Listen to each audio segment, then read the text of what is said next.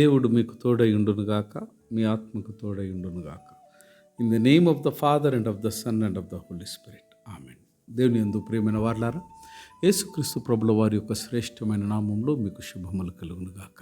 నేటి ఆదివారము church of south India అల్మానిక్ అనుసారంగా మనము ప్రేషితోద్యమ ఆదివారముగా పరిగణిస్తూ ఉన్నాం. ఇవ్వబడినటువంటి అంశము కార్యరూపములో కరుణ అన్నటువంటి అంశాన్ని ధ్యానంలోనికి మిమ్మల్ని ఆహ్వానిస్తూ ఉన్నాం. Compassion in action.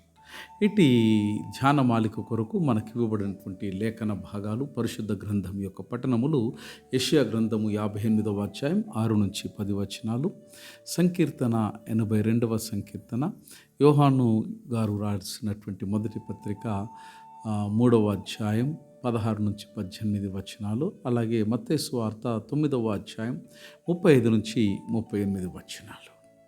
ఈ ఉదయకాల సమయం దేవుడు చేసినటువంటి మేలను జ్ఞాపకం చేసుకుంటూ, దేవుని యందు ప్రియమైన సహోదరి సహోదరులారా, నేడు మనము ఆచరిస్తున్నటువంటి మిషన్ ఆదివారము సంఘ జీవితములోని ఒక ఆచార దినము మాత్రమే కాదు, అది సంఘపు స్వరూపమును పునఃస్మరణ చేయించు దైవిక పిలుపు. పరిశుద్ధ గ్రంథం అంతట్లో మిషన్ అనేది సంఘము స్వయముగా ఆలోచించి చేపట్టిన కార్యక్రమము కాదు, అది దేవుని యొక్క హృదయములో ఆవిర్భవించినటువంటి విమోచన ప్రణాళిక. అందుచేత ఆధునిక మెసియాలజీలో ఉపయోగించు మెసియోడై అనే పదము దేవుని యొక్క మిషన్ అనేటువంటి గొప్ప సత్యమును అది ప్రకటిస్తూ ఉన్నది. దేవుడు పంపుచున్నాడు, కుమారుడు పంపబడెను, పరిశుద్ధాత్మ సంఘమును పంపుచున్నాడు. కాబట్టి సంఘము పంపబడినటువంటి సమాజము, ఎక్లీసియా మిసియోనీరియా. నేటి 4 పరిశుద్ధ గ్రంథ పఠనములు ఈ దైవిక మిషన్ యొక్క 4 పార్శ్వములను మన ముందు ఉంచుచున్నవి. యెషయా భక్తుడు నిజమైన ఆరాధన యొక్క స్వరూపమును వారు మనకు ప్రకటిస్తూ ఉన్నారు. అలాగే సంకీర్తన 82లో దేవుని యొక్క న్యాయ స్వరూపమును ఆవిష్కరిస్తూ ఉన్నది. మొదటి యోహాను గారి యొక్క పత్రిక ప్రేమ యొక్క ప్రామాణికతను నిర్వచించుచున్నది. అలాగే పరిశుద్ధులైన మత్తయి గారు రాసిన సువార్తలో క్రీస్తు యొక్క కారుణ్యము మిషన్గా అది రూపాంతరము చెందుతూ ఉన్నది. ఈ 4 పఠనములు ఒకే వాక్యములో మనము సంగ్రహించవచ్చును. దైవిక కారుణ్యము భావోద్వేగంగా ప్రారంభమైనప్పటికీ అది క్రియాత్మక మిషన్గా వ్యక్తమైనప్పుడే తన యొక్క సంపూర్ణతను అది పొందుతున్నదన్నది 4 పాఠముల యొక్క భావం. అందువలన నేటి సందేశంలో మనము గమనించవలసినటువంటి మొదటి సత్యం ఏదనగా, ఆరాధన కారుణ్యాన్ని జన్మింపచేయాలి. ఇది మొదటి సత్యం. ఆరాధన కారుణ్యమును ప్రసవించినప్పుడే అది దేవదేవునికి ప్రీతికరముగా మారుతుంది. యెషయా గ్రంథం 58వ అధ్యాయం 6-10 వచనాలను మనం నేర్చుకుంటాం. యెషయా గారు వారి యొక్క ప్రవచనము వెలువడినటువంటి కాలము యూదా రాజ్య చరిత్రలో ఆధ్యాత్మికమైనటువంటి విరోధాభాసముల కాలమది. ఆలయము నిండియుండెను, బలులు సమర్పించబడుచుండెను, ఉపవాసములు ఆచరింపబడుచుండెను, ప్రజలు తమను తాము భక్తిపరులమని భావించుచుండిరి. అయితే అదే సమయములో నిరుపేదలైనటువంటి దోపిడి, కూలీలపై అణచివేత, అన్యాయమైనటువంటి ఆర్థిక వ్యవస్థ, బలహీనుల పట్ల నిర్లక్ష్యము కొనసాగుతూ ఉండెను. ఈ నేపథ్యంలో యెహోవా ఒక విప్లవాత్మకమైనటువంటి ప్రశ్నను సంధిస్తూ ఉన్నాడు. నేను కోరుకునేటువంటి ఉపవాసము ఇదే కదా అని అంటున్నాడు. ఏ ఉపవాసం యెహోవా దేవుడు కోరుకున్నాడయ్యా అంటే అన్యాయపు బంధములను విప్పుట, అణచబడిన వారిని విడుదల చేయుట, ఆకలిగొన్న వారికి నీ ఆహారమును పంచుట. ఇదే యెహోవా కోరుకున్న ఉపవాసం. ఇక్కడ దేవుడు ఉపవాసాన్ని నిరాకరించుటలేదు. ఉపవాసమునకు గల దైవిక ఉద్దేశ్యమును ఆయన పునరుద్ధరిస్తూ ఉన్నాడు. నిజమైన ఆరాధన దేవునితో సంబంధమును మాత్రమే బలపరచదు, అది మనిషితో ఉన్నటువంటి సంబంధమును కూడా పునరుద్ధరించను. దేవుని సన్నిధిలో మోకరిల్లిన వాడు సమాజములో అణగారినటువంటి వారిని నిర్లక్ష్యము చెయ్యలేడు. 7వ వచనములో మనము పంచుట అనేటువంటి పదం, ఇది అనువదించబడినటువంటి హీబ్రూ క్రియాత్మకమైనటువంటి పదం పారాస్, అనగా ఇది అత్యంత ప్రాముఖ్యమైనది. ఈ పారాస్ అన్న పదమునకు కేవలము ఇచ్చుట అనేటువంటి భావము మాత్రమే లేదు. పారాస్ దీని యొక్క మూల అర్థము విరచుట, విభజించుట, తనకు కలిగిన దానిని మరొకరి జీవనాధారముగా చేయుట అనేది హీబ్రూ పదమైనటువంటి పారాస్ పదం యొక్క అర్థం. ఇది రొట్టెను విరిచి ఇతరులకు అందించటను సూచించు పదము.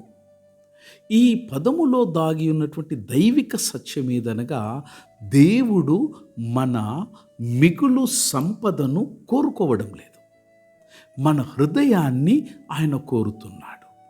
ఆయనకు దాన ధర్మము కంటే గొప్పది స్వార్థ త్యాగము.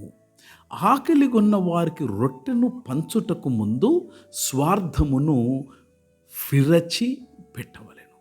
అన్యాయపు సంఖ్యలను విప్పుటకు ముందు మన హృదయములోని నిర్లక్ష్య సంఖ్యలను విరగదీయవలెను. ఇదే క్రియాత్మకమైనటువంటి కారుణ్యము. కారుణ్యము అనేది బాధను చూసి కన్నీరు కార్చుట మాత్రమే కాదు, ఆ బాధను తొలగించుటకు తనను తాను అర్పించుకొనుటయే నిజమైనటువంటి కారుణ్యము. అందువలన యెషయా బోధించుచు ఉపవాసము శరీర సంబంధమైనటువంటి ఉపవాసము కన్నా గొప్పది, అది నిస్వార్థమైనటువంటి ఉపవాసము, అది ఆహార విరమణ కన్నా గొప్పది, అది స్వీయ కేంద్రిత జీవన విరమణ. దేవుడు అటువంటి ఆరాధనకు అద్భుతమైనటువంటి వాగ్దానమును అనుగ్రహిస్తూ ఉన్నాడు. అప్పుడు నీ వెలుగు ఉదయ కాల కాంతి వలె అది ప్రకాశించును, నీ స్వస్థత త్వరగా నీకు కలుగును, యెహోవా నీకు నిరంతరము మార్గదర్శకుడై యుండును. ఈ వాగ్దానములో ఒక గొప్ప బిబ్లికల్ సిద్ధాంతము దాగి ఉన్నది. వ్యక్తిగత భక్తి సామాజిక న్యాయముతో కలిసినప్పుడే దేవుని ఆశీర్వాదము సంపూర్ణంగా అనుభవించబడును. మన దేశము ఆధ్యాత్మిక యొక్క సంప్రదాయాలకు నిలయం అయినప్పటికీ ఆకలి, నిరుద్యోగము, కుల వివక్ష, నిరాశ్రయ జీవనము, మానవ యొక్క అక్రమ రవాణా, బాల కార్మిక వ్యవస్థ వంటి సమస్యలు ఎన్నో ఇంకా మన సమాజమును వేధిస్తూ ఉన్నాయి. ఈ నేపథ్యంలో యెషయా సంఘమును ఒక ప్రశ్న అడుగుతూ ఉన్నాడు. మన ఆరాధన సమాజములో వెలుగును పుట్టిస్తూ ఉన్నదా?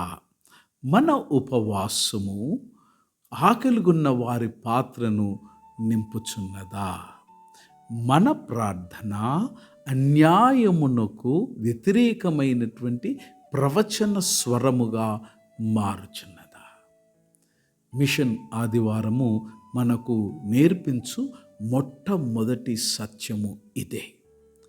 ఆరాధన కారుణ్యముగా మారని ఎడల అది దేవుని హృదయాన్ని ప్రతిబింబించదు. రెండవ పాఠం, కారుణ్యము న్యాయముగా వ్యక్తమైనప్పుడే దేవుని రాజ్యము ప్రత్యక్షమగును. సంకీర్తన 82. యెషయా మనలను ఆలయ ద్వారముల నుండి సమాజములోనికి తీసుకుని వచ్చి ఉన్నాడు. ఇప్పుడు సంకీర్తన 82లో కీర్తనాకారుడు మనలను భూలోక న్యాయస్థానము నుండి పరలోక న్యాయ సభలోనికి తీసుకుని వెళ్తుంది 82వ సంకీర్తన. ఈ కీర్తన ఒక అద్భుతమైనటువంటి దైవిక న్యాయస్థాన దృశ్యమును చిత్రీకరిస్తుంది. సర్వాధికారి అయినటువంటి దేవుడు న్యాయాధిపతిగా నిలుస్తూ ఉన్నాడు. భూమిని పరిపాలించు అధికారులను ఉద్దేశించి ఆయన ప్రశ్నిస్తూ ఉన్నాడు. ఎంత కాలము మీరు అన్యాయముగా తీర్పు తీర్చుదురు? దుష్టులకు పక్షపాతముగా మీరు ఎంత కాలము నిలబడతారు వారి పక్షాన? ఈ ప్రశ్న కేవలము ప్రాచీన ఇశ్రాయేలుకు మాత్రమే సంబంధించినది కాదు. అధికారము కలిగిన ప్రతి వ్యక్తికి, ప్రతి వ్యవస్థకు, ప్రతి సమాజానికి సంబంధించిన ప్రశ్న. దేవుని ఆజ్ఞ స్పష్టమై ఉన్నది. బలహీనులకు న్యాయము చేయండి, అనాథల హక్కులను కాపాడండి, బాధితులను రక్షించండి, నిరుపేదలను విమోచించండి. ఇక్కడ కారుణ్యము దాన ధర్మములను దాటి న్యాయముగా మారుచున్నది. పరిశుద్ధ గ్రంథంలో కారుణ్యము అనగా పైనుండి కిందకు చూపించే జాలి మాత్రమే కాదు, దేవుని స్వభావములో నుండి ప్రవహించే న్యాయమైనటువంటి ప్రేమ. దేవుడు పేదవారిని కనికరించుట మాత్రమే చెయ్యడు, వారి పక్షాన నిలుస్తాడు. ఆయన బాధితులను ఓదార్చడం మాత్రమే చెయ్యడు, వారిని అణిచివేయు వ్యవస్థలను ప్రశ్నిస్తాడు. అందువలన బైబిల్ బోధించు మిషన్ వ్యక్తిగత రక్షణతో పాటు సామాజిక పునరుద్ధరణ కూడా కలిగి ఉన్నది. యెషయా మనకు కారుణ్యంతో కూడిన ఆరాధనను బోధించిన ఎడల కీర్తన 82 న్యాయముగా వ్యక్తమయ్యే కారుణ్యాన్ని మనకు బోధిస్తూ ఉన్నది. మూడవదిగా పత్రికల పాఠం, కారుణ్యము త్యాగముగా వ్యక్తమైనప్పుడే ప్రేమ పరిపూర్ణమగును. యోహాను మొదటి పత్రిక 3:16-18 అధ్యాయాలు. యెషయా గ్రంథము మనలను నిజమైన ఆరాధన వైపు నడిపించింది. సంకీర్తన 82 దేవుని న్యాయ హృదయాన్ని మనకు దర్శింపచేసింది. ఇప్పుడు అపోస్తులుడైనటువంటి యోహాను ఈ రెండు సత్యాలను సిలువ యొద్దకు తీసుకుని వచ్చి ఒక ప్రశ్న అడుగుతున్నాడు. ప్రేమను మనము ఎట్లా నిర్వచించగలము? ఆయన సమాధానము అత్యంత సంక్లిప్తమైనదా సమస్త క్రైస్తవ విశ్వాసమునకు పునాదిగా నిలుస్తూ ఉంది. క్రీస్తు మన కొరకు తన ప్రాణమును అర్పించెను. దీని వలన మనము ప్రేమను తెలుసుకుంటిమి. మొదటి యోహాను 3:16లో మనం చూస్తాం. యోహాను ప్రేమను తాత్విక నిర్వచనములతో వివరించడు, సిలువను చూపిస్తాడు. ఎందుకనగా క్రైస్తవ విశ్వాసములో ప్రేమ ఒక భావోద్వేగము కాదు, అది ఒక సంఘటన. అది గొల్గాతా కొండపై చరిత్రలో ప్రత్యక్షమైన దైవిక స్వీయ సమర్పణ. అందుచేత ఆయన వెంటనే ఇలా ప్రకటిస్తూ ఉన్నాడు, మనమును కూడా సహోదరుల కొరకు మన ప్రాణములను అర్పించవలెను. ఇది ఒక సూచన కాదు, శిష్యత్వమునకు సంబంధించినటువంటి ఆజ్ఞ. క్రీస్తు తనను తాను మన కొరకు అర్పించినట్లే విశ్వాసి తన జీవితమును ఇతరుల శ్రేయస్సు కొరకు వినియోగించుటకు పిలువబడినవాడు.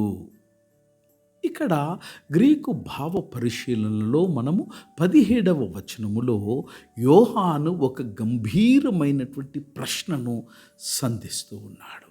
ఈ లోక సంపద కలిగి ఉండి తన సహోదరుడు లేమిలో ఉండుట చూచి తన హృదయమును మూసికొనిన ఎడల దేవుని ప్రేమ అతని యందు ఎట్లు నిలిచియుండును. ఇక్కడ హృదయము అని అనువదించబడినటువంటి భావ వ్యక్తీకరణ గ్రీకు భాషలో స్ప్లాంకానా అనే పదముతో సంబంధము కలిగి ఉన్నది. ప్రాచీన గ్రీకు ప్రపంచంలో ఇది కేవలము అంతరంగ అవయవాలను సూచించటం మాత్రమే కాదు, మానవుని గాఢమైన అనుకంప, కారుణ్యమును, దయ, ప్రేమ ఉద్భవించు అంతరంగ కేంద్రమును ఇది సూచిస్తూ ఉన్నది.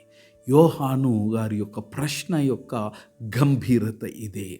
అవసరములోనున్నటువంటి సహోదరుని చూచినప్పుడు మన అంతరంగము కదలకపోతే మనలో దేవుని ప్రేమ ఉన్నదని ఎట్లు చెప్పగలము? అందుచేతనే ఆయన ప్రసిద్ధమైనటువంటి ఆజ్ఞను అందిస్తూ ఉన్నాడు. మాటలతోనూ నాలుకతోనూ కాక క్రియతోనూ సత్యముతోనూ ప్రేమించుదము. మొదటి పత్రిక యోహాను 3:18. ఇది నేటి అంశమునకు హృదయము లాంటిది. క్రియారహితమైన ప్రేమ బైబిలు బోధించు ప్రేమ కాదు. కార్యరూపము దాల్చని కారుణ్యము దైవిక కారుణ్యము కానే కాదు. నేడు మన సమాజంలో సానుభూతిని వ్యక్తపరచుట చాలా సులభం. ప్రకృతి విపత్తులు సంభవించినప్పుడు సంతాప సందేశాలను పంపగలము. సామాజిక మాధ్యములలో బాధను పంచుకొనగలము. ప్రార్థనలు చేస్తామని చెప్పగలము. అయితే యోహాను మనలను మరింత లోతైన ప్రశ్న అడుగుతూ ఉన్నాడు. ఆకలిగొన్న వారికి ఆహారము అందించితివా? విద్యను నోచుకొని బాలురులకు విద్యను అందించితివా? ఒంటరిగా జీవిస్తున్నటువంటి వృద్ధుని పరామర్శించితివా? నిరాశలో ఉన్న వ్యక్తికి క్రీస్తు యొక్క నిరీక్షణను అందించితివా? మిషన్ అనగా కేవలము సువార్తను ప్రకటించటం మాత్రమే కాదు, సువార్తను జీవింపచేయుట. నాలుగవదిగా సువార్తల పాఠములో క్రీస్తు కారుణ్యమే మిషన్కు మూలాధారం అని నేర్చుకుంటాం. మత్తయి సువార్త 9:35-38. ఇప్పుడు మనము నేటి పట్టణముల యొక్క పరాకాష్ఠను చేరుకొనుచున్నాం. మత్తయి యేసుక్రీస్తు ప్రభుల వారి యొక్క పరిచర్యను 3 క్రియలతో ఆయన వర్ణిస్తూ ఉన్నాడు. ఆయన బోధించెను, ఆయన ప్రకటించెను, ఆయన స్వస్థపరచెను. ఇది దేవుని రాజ్య పరిచర్య యొక్క సమగ్ర స్వరూపము. యేసు వాక్యమును ప్రకటించడం మాత్రమే చెయ్యలేదు, విరిగిపోయిన జీవితాలను పునరుద్ధరించినాడు. సత్యమును బోధించడం మాత్రమే కాదు, బాధను ఆయన స్పృశించినాడు. తరువాత మత్తయి ఈ విధంగా ఆయన లిఖిస్తూ ఉన్నాడు. ప్రజలను చూచి ఆయన వారిపై కనికరపడెను. వారు కాపరి లేని గొర్రెల వలె శ్రమపడుచు చెదిరిపోయి ఉండిరి. ఇక్కడ గ్రీకు పదము స్ప్లాంకినిజోమాయ్ అన్న పదము వాడబడ్డది. అనగా కనికరపడెను లేదా కనికరముతో కదిలింపబడెను అని అనువదించబడినటువంటి ఈ గ్రీకు క్రియాత్మకమైనటువంటి పదం నూతన నిబంధనలో అత్యంత గంభీరమైనటువంటి పదములలో ఇది ఒకటి. ఇది నామవాచకము నుండి ఉద్భవించింది. ఈ పదం సాధారణమైనటువంటి జాలిని సూచించదు. ఇది అంతరంగమంతయు కదిలిపోవుట, మానవ బాధను చూచి హృదయ గర్భములో నుండి స్పందించుట, దయా కార్యముగా మారునంత వరకు అంతరంగములో కలిగే ఆవేదన అనే భావమును ఇటు పదం వ్యక్తపరుస్తూ ఉన్నది. గమనించదగినటువంటి విషయం ఏమనగా, ఈ క్రియను సువార్తలు ప్రధానముగా ప్రభువైన యేసుక్రీస్తు విషయములోనే వినియోగించుచున్నవి. అనగా ఇది దైవిక కారుణ్యమునకు భాషారూపము. కానీ యేసు యొక్క ఈ స్ప్లాంక్నోజోమై ఇక్కడతో ముగియపోలేదు. కరులతో కదిలింపబడడం ఇక్కడ ముగియపోలేదు. ఆయన వెంటనే ఇలాగూ ప్రకటిస్తూ ఉన్నాడు. పంట విస్తారంగా ఉన్నది, పనివారు కొద్దిమంది. కాబట్టి పంట యజమానుడు తన పంటలోనికి పనివారిని పంపునట్లు ప్రార్థన చేయండి. ఇదే మిషన్ యొక్క ఆరంభము. కారుణ్యము ప్రార్థనను ఉత్పత్తి చేస్తుంది. ప్రార్థన పంపబడుటకు సిద్ధమైన శిష్యులను ఉత్పత్తి చేస్తుంది. పంపబడిన శిష్యులు దేవుని రాజ్యములో ప్రపంచములోనికి ప్రత్యక్షపరచుదురు. 21వ శతాబ్దపు భారతదేశమును చూసినప్పుడు క్రీస్తు యొక్క హృదయము ఇప్పటికే అదే కారుణ్యముతో స్పందిస్తూ ఉన్నది.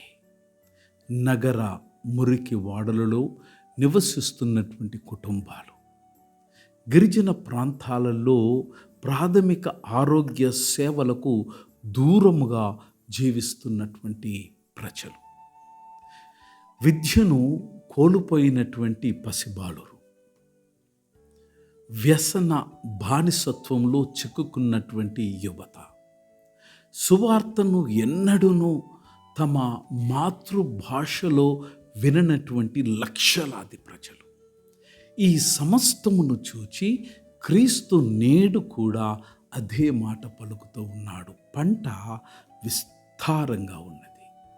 సమస్య పంటలో లేదు, కానీ సమస్య పనివారిలో ఉంది. ప్రియమైన వారలారా, నేటి 4 పరిశుద్ధ గ్రంథ పఠనములు ఒక అద్భుతమైన దైవిక క్రమమును మనకు బోధిస్తూ ఉన్నవి. యెషయా మనకు బోధిస్తున్న సత్యం, నిజమైన ఆరాధన కారుణ్యమును ప్రసవించాలి. సంకీర్తన 82 ఇలాగు ప్రకటిస్తున్నది, కారుణ్యము న్యాయముగా వ్యక్తమవ్వాలి. యోహాను గారి యొక్క పత్రిక ఇలాగు బోధిస్తూ ఉన్నది, న్యాయము ప్రేమతో కూడిన త్యాగముగా జీవించబడాలి. మత్తయి సువార్త మనకు ఇలాగూ తెలియచేస్తూ ఉన్నాడు, ప్రేమ మిషన్గా లేదా ప్రేషితోద్యమముగా ప్రపంచంలో అది ప్రవహించాలి. అందుచేత క్రియాత్మక కారుణ్యమే క్రైస్తవ ప్రేషితోద్యమం యొక్క హృదయ స్పందన. మన ఆరాధన సమాజమును తాకని ఎడల అది అసంపూర్ణం. మన ప్రేమ త్యాగముగా మారని ఎడల అది అపరిపక్వం. మన కారుణ్యము ప్రేషితోద్యమముగా రూపాంతరము చెందని ఎడల అది క్రీస్తు కారుణ్యము కాదు. ఈ మిషన్ ఆదివారమున ప్రభువు మనలో ప్రతి ఒక్కరిని ఒక ప్రశ్న అడుగుతూ ఉన్నాడు. నీవు నా కారుణ్యాన్ని అనుభవించితివి, ఇప్పుడు నా కారుణ్యానికి సాధనముగా మారుటకు నీవు సిద్ధమా? మన సమాధానం యెషయా ప్రవక్త సమాధానమయ్యుండునుగాక. ప్రభువా, ఇదిగో నేనున్నాను, నన్ను పంపుము. యెషయా 6:8. ఆమెన్. God bless.